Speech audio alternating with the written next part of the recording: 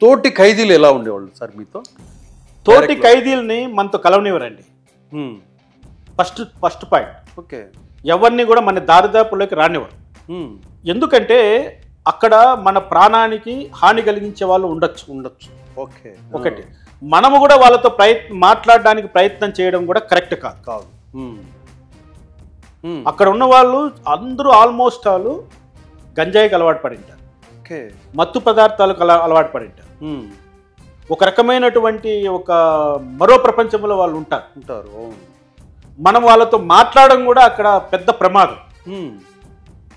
అందుకని ఏం చేస్తారంటే మనం ఒక్కరే ఉండకూడదు కాబట్టి రూల్స్ ప్రకారము మనతో పాటు ఇంకొక మంచి వ్యక్తిని క్లబ్ చేసి పెడతారు. నీకు హార్డ్ కోర్ క్రిమినల్స్తో పాటు మనలాంటి వాళ్ళను కలపరు.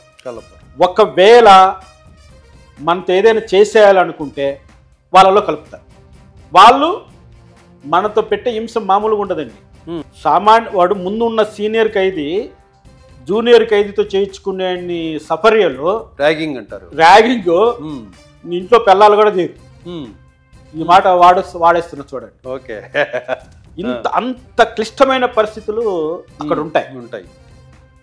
దానికి భయపడే జైలర్ కాళ్ళు పట్టుకోనో గడ్డం పట్టుకోనో నాయన డబ్బులు ఇస్తామనో అక్కడ అలవాటు కొంచెము అవి లేకుండా చూడండి అని వాళ్ళని బ్రతిమాలు కూడా చేయించుకోవాలి. కానీ వాళ్ళని బెదిరించి మనం చేయించుకోలేదు. ఇప్పుడు సూపరింటెండెంట్ ఉన్నాడు, లేదు ఆడ కూర్చొని కింద కూర్చొని తినంటే కింద కూర్చొని తినాలి.